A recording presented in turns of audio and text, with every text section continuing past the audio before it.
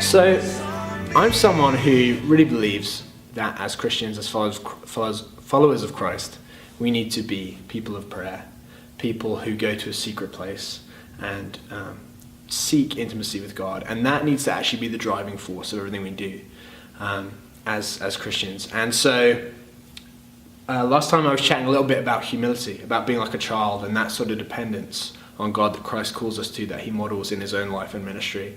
And today, I'm going to be talking about something a little bit different, and that's our need to receive God's love. Before we can go out into the world, before we can do mission, do anything like that, we need to be receivers of God's love. So this all sort of started for me reflecting on this when I was at a youth workers conference in Toronto quite recently. And I'd just come out of a very busy time, busy season as a youth pastor. We had, a bunch of retreats and events and mission trip, things like this, and we'd just gone through a very busy time, and I was feeling pretty depleted, and so I was looking forward to going to this weekend conference, hearing some talks, and just experiencing some refreshing, some renewal, some re-envisioning, my work as youth pastor. But about a day and a half into the conference, I kind of realized that this wasn't really happening, and the reason was this whole conference had come out of a time of research about youth ministry in Canada. And so it didn't matter what the talk was, what was being communicated constantly was, young people leaving the church, and there's going to be no church left in Canada in 20 years' time, and everything we're doing is wrong, and we've got to reinvent everything and change everything and get a new model and new vision and new strategy. And didn't matter what the topic was, all I could hear was, work harder, do more, change everything, you're failing, you're not getting it right. That's what I was hearing through my filter. And I don't know if you've ever been in church and it's felt like that, where it doesn't exactly matter what the topic is, but what you're really taking away is, do more. You're not working hard enough. You're not being relevant enough or effective enough, or you're not evangelizing enough or being as compassionate as you could be. And you end up, rather than feeling encouraged or inspired, just feeling like a failure. Well, that's where I was, at this conference. And something about that was not sitting with me right. It's like, I know young people are leaving the church, right? I know we could be more effective. But I don't want to be sat here at a Christian conference feeling like a failure. And I remember on the Saturday night, this guy named Mark Yaconelli just came up and gave this message on receiving God's love. And it just clicked with me, it just connected. And so I'd just like to share a little bit of that message and how I've been reflecting on it for the last little while. So one of the stories that Mark Yaconelli shared was actually about a teacher, a young female teacher in Toronto.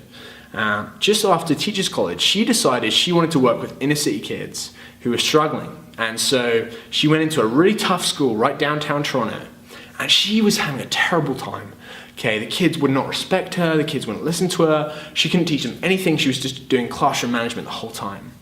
And she said there was one little kid named Damien, who was just a nightmare. He was just this punk kid who, she tried everything. She tried going hard on him, and he rebelled horribly. She tried being soft and kind with him, and he was just as bad. And she almost gave up hope with this kid. Until one day, a group of people came in to teach a family studies class. And so they brought with them a little baby. And so, for some reason, this kid Damien connected with this baby, this child. His eyes lit up, and he was interested, and he was watching the kid. And so he goes up to his teacher and says, "Hey, would you mind if I hold the baby?" So she's very skeptical about this idea, but because he's finally engaged in something, he's finally interested, she thinks, okay, I'll let him do it. And so she watches as this little boy Damien, this punk kid, picks up this little guy, and automatically he's very natural. He sort of does the little walk and the little cradle and kind of bobs up and down. And then he asks this question: do you think it's possible to be a good dad if you've never been loved before? And suddenly it clicked for this teacher. This is the reason why he's struggling so much. And it was incredible that this little kid's insight, where he's genuinely doubting his own ability. Could I actually love a little child? Could I be a good dad if I've not had a good dad, if I've not been loved? And this is such an important question for us as Christians. Can we love anyone unless we ourselves are receiving God's love. A Christian group, have got a real similar vision to this woman, this young teacher, is a group called Urban Promise, who work with inner city young people all across the country, all across the world.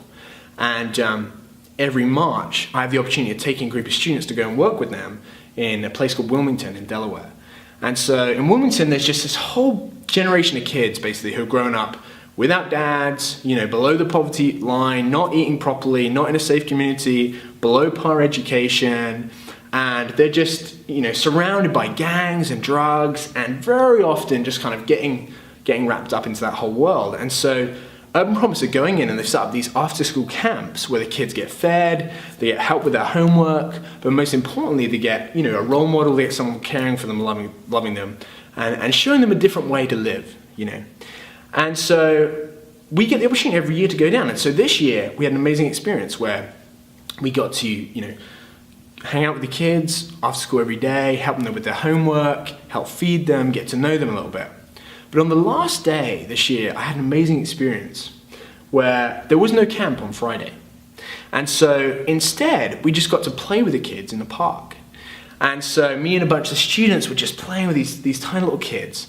And just going crazy. So these kids were lit up with the idea of us spending time with them, one-on-one attention. It was so obvious they don't normally get that. We had the opportunity to see where they live, where they come from, and these very broken, difficult home situations. And so then just to sort of love on them for this afternoon was incredible. So we were going on the swings, we were playing tag, we were, doing all this stuff.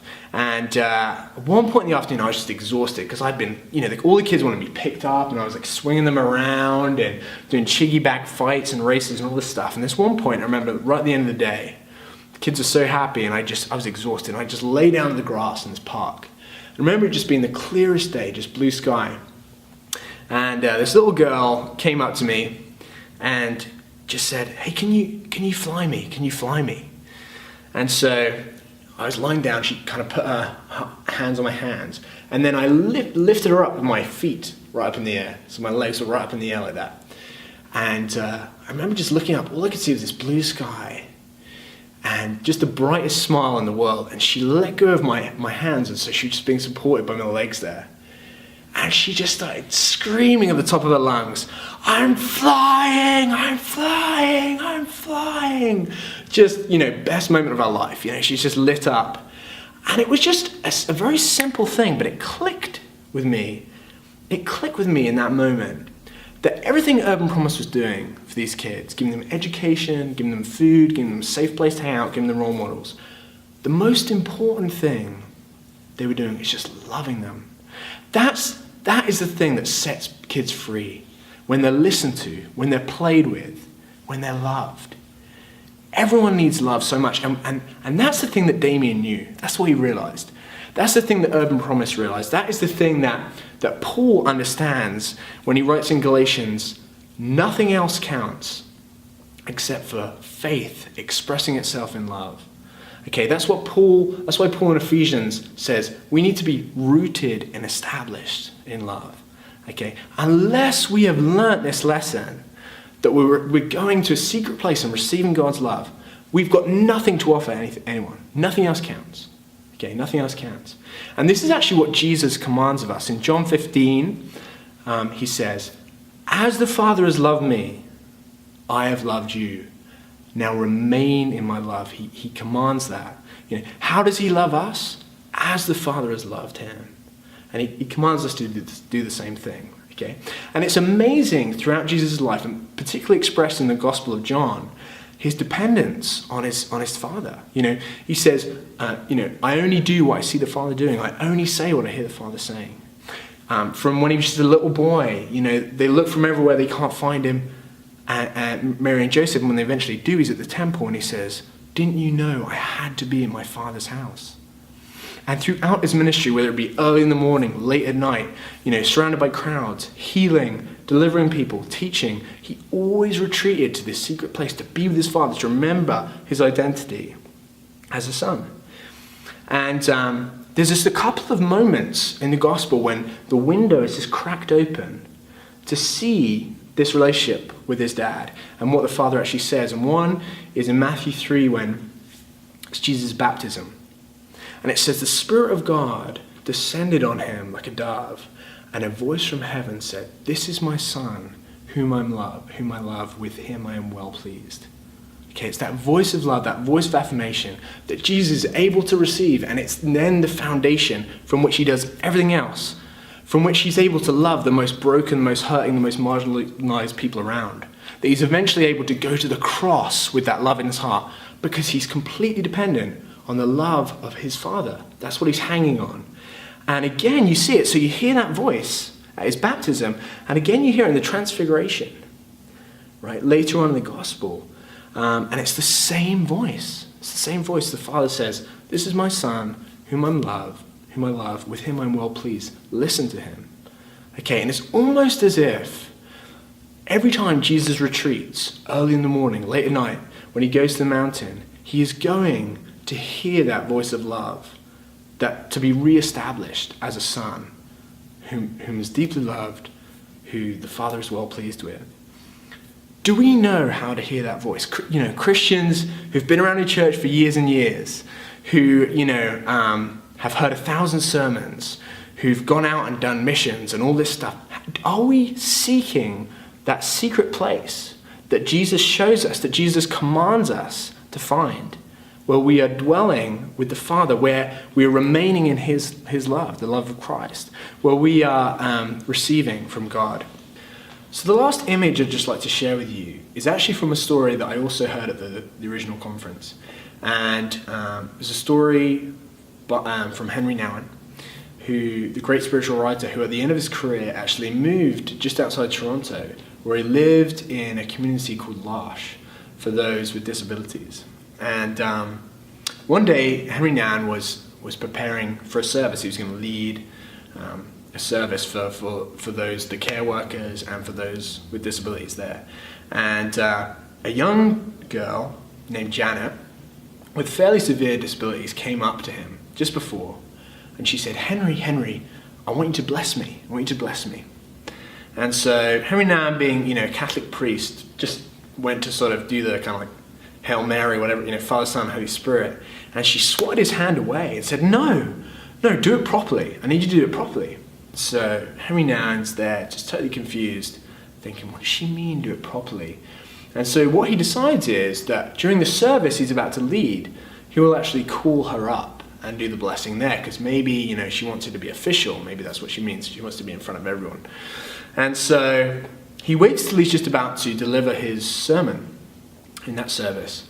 And he calls up Janet and he says, okay, before I give this talk, before I give this address, I'd just like to bless Janet. And so Janet comes up and walks right up to him. And just as he's about to do the sort of Hail Mary thing again, Janet comes right up to him and she wraps her arms right around him. And then she grabs his arms and she wraps them around her. And then she nestles her head right on his shoulder. And right then, he understood what he needed to say, which was, Janet, you're God's child, whom he loves, with you he's well pleased. And they just sort of stayed there in that embrace for a few moments. And then she let go and went and sat down. And then to his amazement, this care worker, this huge, sort of big football playing guy, stood up and said, can I get one of those blessings?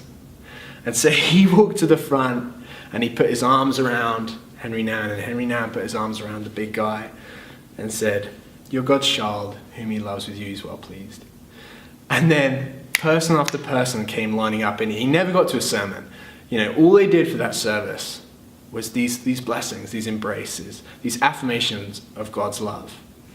And what I love about this story is Janet's enthusiasm, her determination to receive that blessing, right? What she's teaching us is that our need for that affirmation, for that love, to hear the voice of God calling us his sons, calling us his daughters. And just like Jesus, she wasn't going to settle for anything less. She went after it. Just like Jesus, up in the middle of the in the middle of the night, early in the morning, surrounded by crowds, people following him around, he would retreat to hear that voice. His parents, he's 12 years old, his parents don't know where he is, right? He's at the temple. He had to be in his Father's house. Do we know how to pursue that kind of blessing? Do we know how to receive God's love? Because if we don't, we've got nothing to give. We've got no mission. We've got no strategy. We've got no plan unless we know how to receive God's love so we can give it away. Because the only thing that counts is faith expressing itself through love.